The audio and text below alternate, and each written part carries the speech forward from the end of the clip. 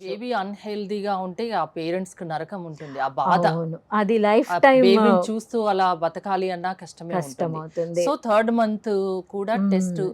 చేస్ స్కానింగ్ అనేది చాలా చాలా ఇంపార్టెంట్. ఇంపార్టెంట్. చెప్తూ ఉంటాం హ్మ్. పేషెంట్స్‌కి. అందుకనే ఇప్పుడు ముందు ఈ షెడ్యూల్‌లోనే మీరు ఇప్పుడొచ్చారు. మీ నెక్స్ట్ ఇప్పుడు రావాలి. 11-13 వీక్స్‌లో మీకు ఇంకొక స్కానింగ్ ఉంటుంది అన్నది ముందే చెప్పి పంపిస్తాం.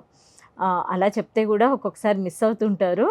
కానీ హ్మ్. అందరికీ చెప్పేదేంటంటే ఖచ్చితంగా ఏది మిస్ చేసుకోకుండా చేయించుకోండి. అలాగే ఫిఫ్త్ మంత్‌లో చివర్లో 18-20 వీక్స్ ఆఫ్ జెస్టేషన్‌లో టీఫా స్కాన్ చేస్తాం. ఇది హ్మ్. Very popular. ఇది మనం అవును. వద్దన్నా అందరికి వాళ్ళే ఆ! వస్తారు. వచ్చి బేబీకి హ్మ్. ఏదైనా అబ్నార్మాలిటీ ఉందా హ్మ్. చూడమని అడుగుతుంటారు. దీంట్లో మనము మొత్తం బేబీని హెడ్ నుంచి టో వరకు అన్ని సిస్టమ్స్ చాలా డీటెయిల్‌గా స్కాన్ చేస్తాము. చేసి ఏదైనా అబ్నార్మాలిటీ ఉందా? స్ట్రక్చరల్‌గా ఏదైనా ప్రాబ్లమ్ ఉందా? అన్నది మనం చూస్తాము. చూసిన తర్వాత అదే ఈ టీఫా స్కాన్ చేసేటప్పుడు మనం గర్భసంచి ముఖద్వారాన్ని కూడా కొలుస్తాము. హ్మ్. సర్విక్స్ లెంగ్త్‌ను కొలుస్తాము. ఒక్కొక్కసారి కొంతమందిలో షార్ట్ సర్విక్స్ ఉంటుంది. గర్భసంచి హ్మ్. ముఖద్వారం పొట్టిగా ఉండడం, త్వరగా ఓపెన్ అయిపోతుందేమోనన్న డౌట్స్ క్రియేట్ చేసినప్పుడు హ్మ్. దాన్ని ఫాలో అప్ చేసి బాగా తక్కువగా షార్ట్‌గా ఉంది అన్నప్పుడు కింద స్టిచెస్ కూడా వేస్తాము. కుట్లు వేసాము అంటాం కదా! హ్మ్. అది వేయడం ద్వారా మనం చాలా మిస్‌క్యారేజెస్‌ని, ప్రీటర్మ్ డెలివరీస్‌ని కూడా ప్రివెంట్ చేయొచ్చు. హ్మ్. టీఫా స్కానింగ్ కూడా చాలా ఇంపార్టెంట్.